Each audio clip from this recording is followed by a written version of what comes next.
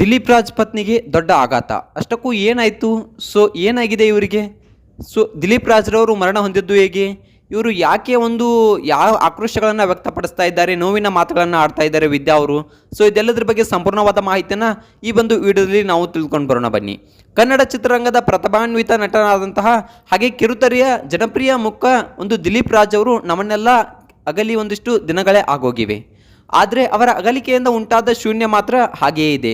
ವಿಶೇಷವಾಗಿ ಅವರ ಕುಟುಂಬ, ಅವರ ಪ್ರೀತಿಯ ಪತ್ನಿ ಶ್ರೀ ವಿದ್ಯಾ ಮತ್ತು ಮಕ್ಕಳು ಈ ನೋವಿಂದ ಹೊರಬರಲು ಸಾಧ್ಯವಾಗ್ತಾ ಇಲ್ಲ. 25 ವರ್ಷಗಳ ಕಾಲ ಸುದೀರ್ಘ ದಾಂಪತ್ಯ ಜೀವನವನ್ನು ನಡೆಸಿದ್ದ ಈ ಜೋಡಿ ಚಿತ್ರರಂಗದಲ್ಲಿ ಮಾದರಿ ದಂಪತಿಗಳಾಗಿ ಗುರುತಿಸಿಕೊಂಡಿದ್ರು. ಇಂದು ನಾವು ಶ್ರೀ ವಿದ್ಯಾ ಅವರ ಪತಿಯ ನೆನಪಿನಲ್ಲಿ ಹಂಚಿಕೊಂಡಿರುವಂತಹ ಕರಳು ಹಿಂಡುವ ಆ ನೋವಿನ ಮಾಹಿತಿಗಳ ಬಗ್ಗೆ ಸವಿಸ್ತರವಾಗಿ ತಿಳಿದುಕೊಂಡು ಬರೋಣ ಬನ್ನಿ. ಅದಕ್ಕೂ ಮೊದಲು ನೀವೇನು ನಮ್ಮ ಚಾನಲನ್ನು ಸಬ್ಸ್ಕ್ರೈಬ್ ಮಾಡಿಲ್ಲ ಅಂದರೆ ಈ ಕೂಡಲೇ ಸಬ್ಸ್ಕ್ರೈಬ್ ಮಾಡಿ. ಹಾಗೆ ಪಕ್ಕದಲ್ಲಿರೋ ಬೆಲ್ ಐಕಾನ್ ಪ್ರೆಸ್ ಮಾಡೋದ್ರ ಮೂಲಕ ನಮಗೆ ಸಪೋರ್ಟ್ ಮಾಡಿ. ಹೌದು ಸ್ನೇಹಿತರೆ, ದಿಲೀಪ್ ರಾಜ್ ಅವರ ಸಾವಿನ ನಂತರ ಶ್ರೀ ವಿದ್ಯಾ ಅವರು ನಿರಂತರವಾಗಿ ತಮ್ಮ ಪತಿಯ ಜೊತೆ ಕಳೆದ ಸುಂದರ ಕ್ಷಣಗಳನ್ನು ಸರಣಿ ಪೋಸ್ಟ್ಗಳ ಮೂಲಕ ಹಂಚಿಕೊಳ್ತಾ ಇದ್ದಾರೆ. ಪ್ರತಿಯೊಂದು ಫೋಟೋ, ಪ್ರತಿಯೊಂದು ವಿಡಿಯೋ ಅವರ 25 ವರ್ಷಗಳ ಸುಂದರ ಪ್ರಯಾಣದ ಕಥೆಯನ್ನು ಹೇಳ್ತಾ ಇವೆ.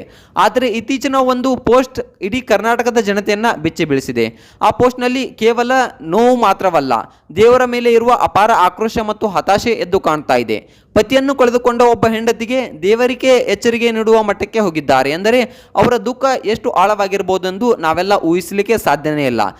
ದೇವರೇ ನೀನೇ ನಂಗೆ ಬೇಡ, ದೇವರನ್ನ ದೂಷಿಸುವ ಎತ್ತರ ಮಟ್ಟಕ್ಕೆ ಹೋಗಿದ್ದಾರೆ ಅಪ್ಪ ಅಂತಂದರೆ ಅವರ ನೋವು ಯಾವ ರೀತಿಯಾಗಿರ್ಬೋದು ಅಂತಕ್ಕಂಥದ್ದನ್ನು ನಾವೆಲ್ಲ ಯೋಚನೆ ಮಾಡಬೇಕಪ್ಪ ಆಗಿದೆ.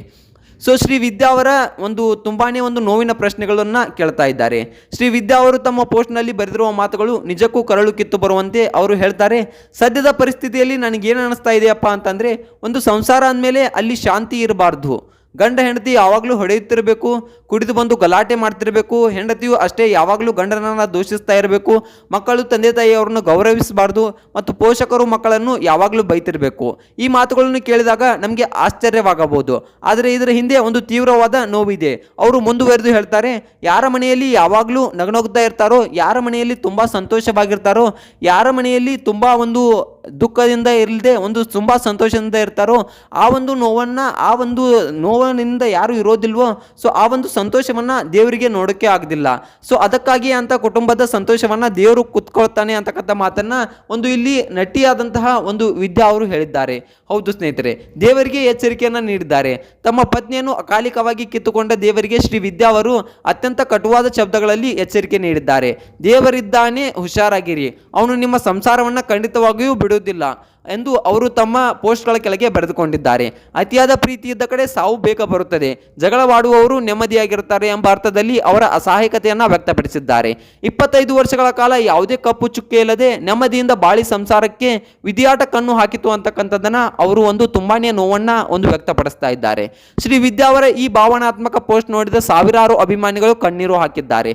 ಸಾಮಾಜಿಕ ಜಾಲತಾಣದಲ್ಲಿ ಸಾವಿರಾರು ಜನರಿಗೆ ಧೈರ್ಯ ತುಂಬುವ ಕೆಲಸವನ್ನ ಮಾಡ್ತಾ ಇದ್ದಾರೆ.